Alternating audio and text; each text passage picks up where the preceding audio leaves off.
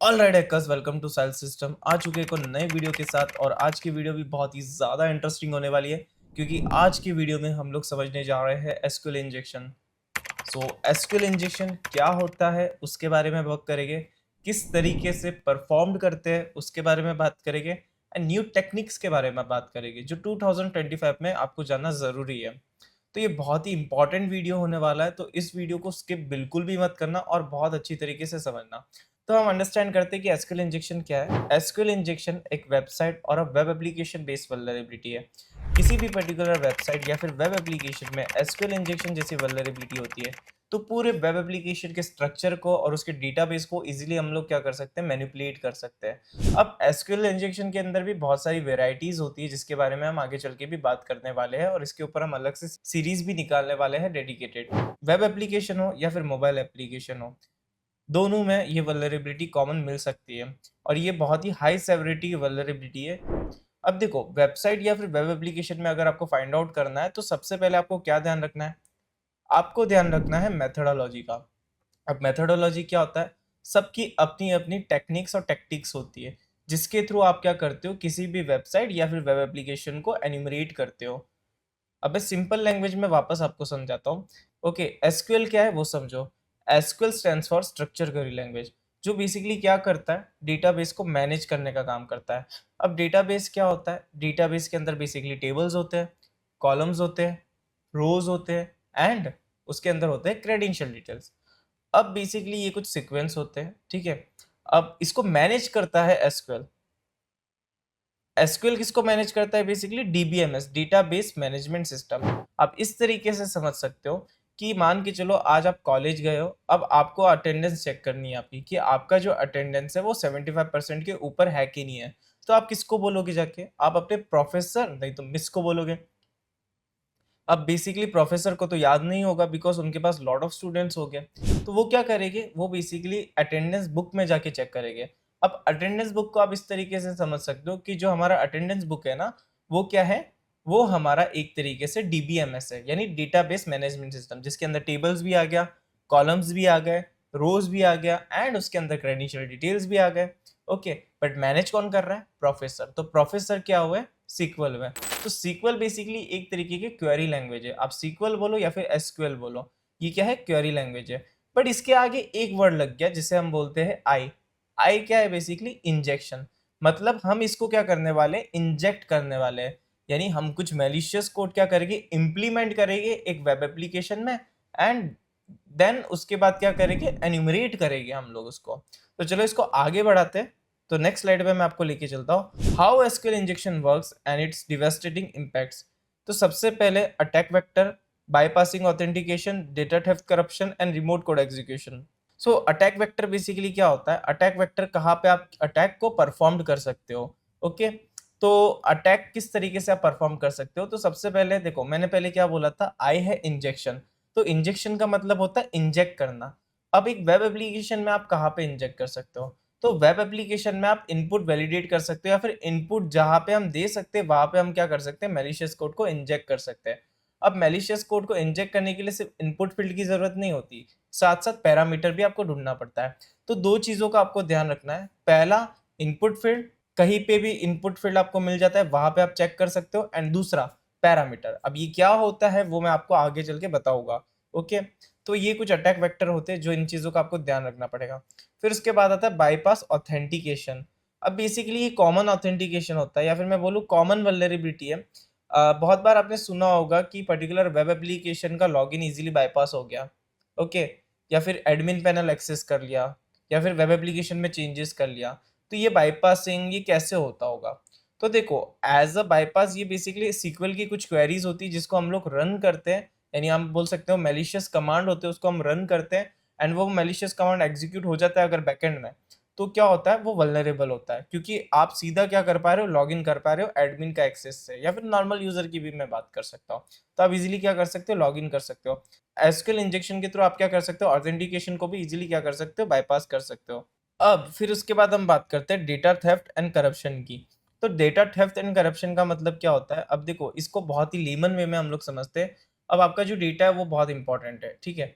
अब data important है, क्यों इंपॉर्टेंट होता है? बिकॉज हर कंपनी अपना सेंसिटिव डेटा कहाँ पे रखती है? सर्वर पे रखती है। अब सर्वर के अंदर तो डेटाबेस होगा ही होगा और उसके अंदर डेटा स्टोर किया होगा।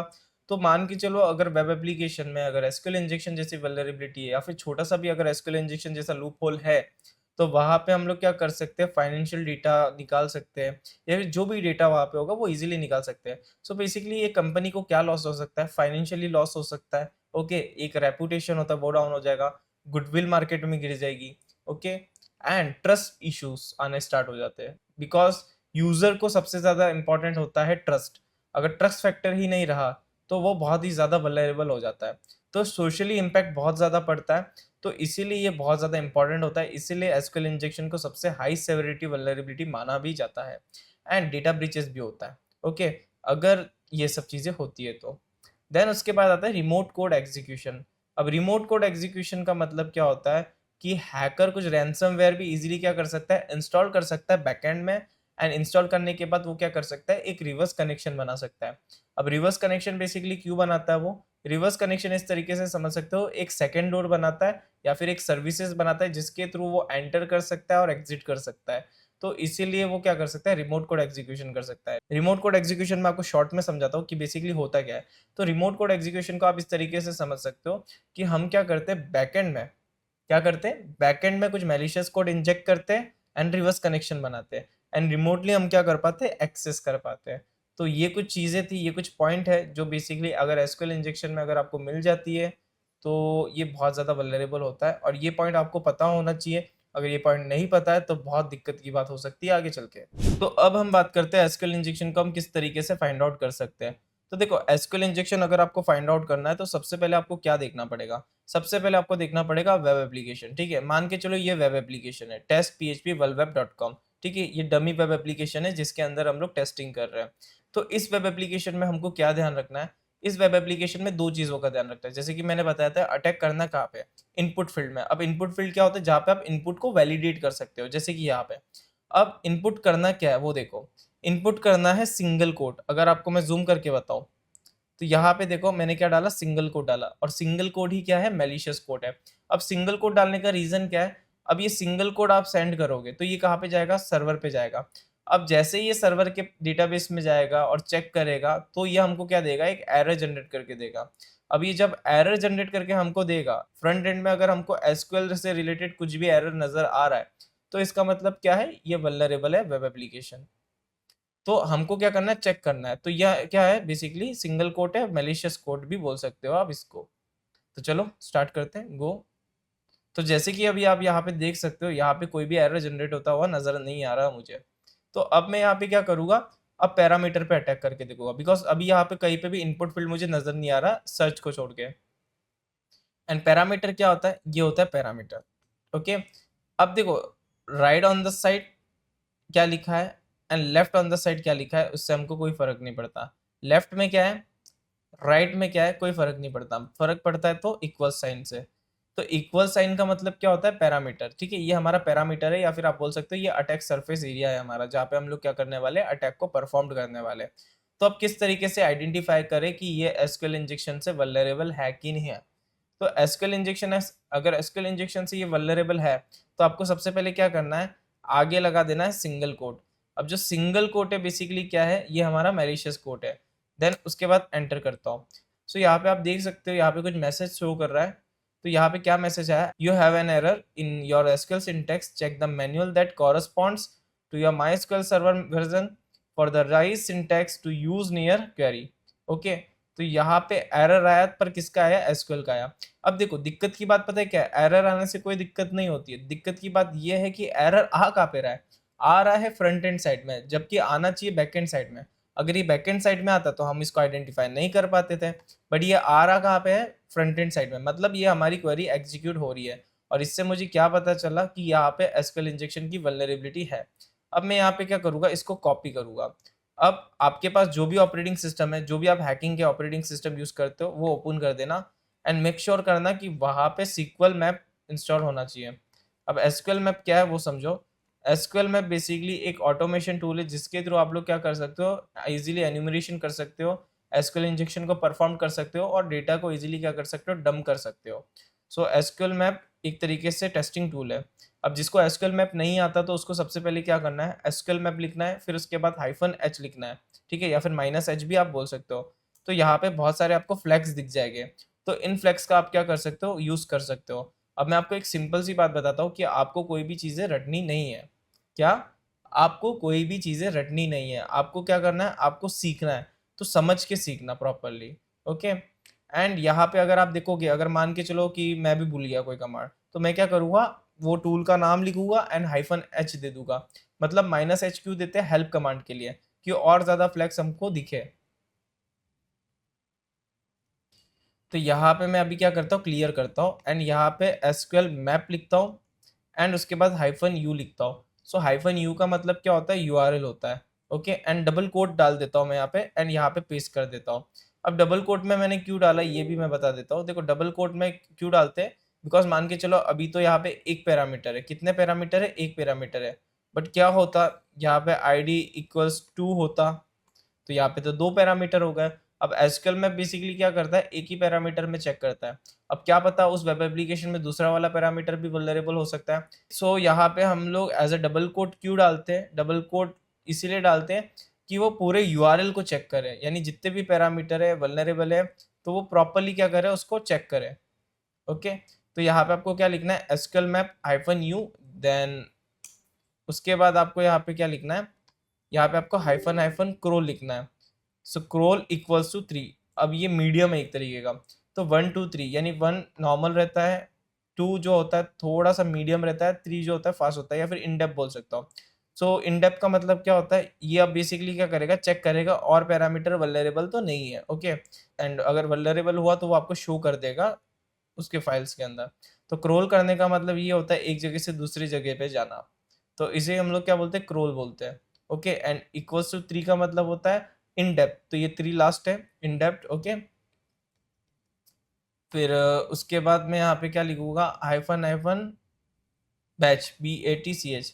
अब ये बैच नहीं लिखता तो क्या होता था, यहाँ पे देखो, अब यहाँ पे पूछ रहा है मुझसे साइड मैप एक्सएमएल आपको चेक करना है, तो मेरे को या तो यस में जवाब देना पड़ेगा या तो नो में। तो मैं तो चाहता हूँ कि एसक्यूएल में ऑटोमेशन वे में यस नो कर दे और सीधा क्या कर दे, स्कैन कर दे। तो मैं यहाँ पे नो कर देता हूँ। तो उसके लिए हम लोग क्या कमांड लिखेंगे, इसको पहले मैं क्लियर करूँगा। उसके बाद हम लोग क्या कमांड रखेंगे, हाइफन बैच, BATCH बैच। अब बैच बेसिकली देखो यहाँ पे ये ऑटोमेटिकली आंसर कर रहा है।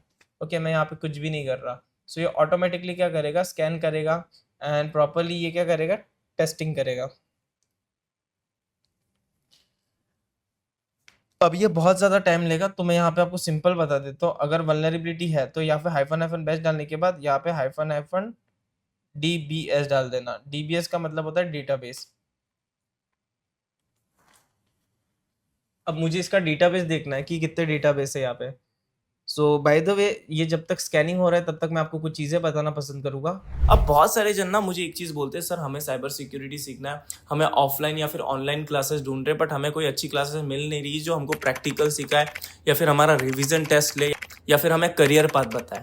सो साइल सिस्टम आप लोगों के लिए लाया है मल्टीपल कोर्सेज जहाँ पे आप इनरोल कर सकते हो, ऑनलाइन ऑफलाइन दोनों, एंड आप सीख सकते हो cyber security basic to advance. यहाँ पे बेसिकली क्या कराया जाता है, 90% प्रैक्टिकल पार्ट को कवर अप कराया जाता है एंड 10% पार्ट जो होता है वो थ्योरेटिकल पार्ट कवर अप किया जाता है। एंड इसमें पता है बेनिफिट क्या है, इसके अंदर आपको साइबर इंश्योरेंस भी मिलता है, प्लस आपके लिए एक और चीज़ बेनिफिट है जो है 100% प्लेसमेंट एश्योरेंस। ठीक है, तो ये आपके लिए बहुत एडवांटेजेस की बात होगी। तो सबसे पहले आपको क्या मिलेगा, आपको प्रैक्टिकल नॉलेज मिलेगा, प्लस हम आपको हर एक सब्जेक्ट पढ़ाएंगे जो इंपॉर्टेंट है साइबर सिक्योरिटी में, जैसे कि API टेस्टिंग हो गया, पेनिट्रेशन टेस्टिंग हो गया, वेब एप्लीकेशन पे टेस्टिंग हो गया, VAPT हो गया, साइबर फॉरेंसिक्स हो गया। प्लस हम इसके साथ साथ आपको बग बाउंटी हंटिंग भी सिखाएंगे, जहाँ पे आप क्या कर सकते हो, फ्रीलांसिंग वर्क भी कर सकते हो। तो जैसे कि आप यहाँ पे देख सकते हो, यहाँ पे इसने क्या किया, स्कैन कर लिया, बट यहाँ पे कोई भी डेटाबेस नहीं निकाल के दिया इसने। ठीक है, शायद उसने बेसिकली आउट डेटा में देखा होगा, सॉरी उसने आउटपुट में देखा होगा। तो अब हम क्या करते हैं, DBS तो यहाँ पे नहीं मिला हम लोगों को, तो अभी हम लोग क्या करते हैं, हाइफन हाइफन डंप कर लेते हैं, डंप ऑल।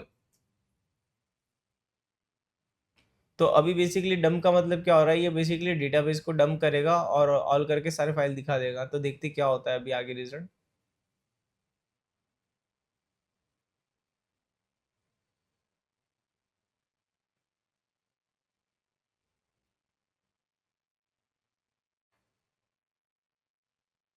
सो जैसे कि आप देख सकते हो यहाँ पे डेटाबेस इसने क्या कर दिया, इजीली डंप कर दिया।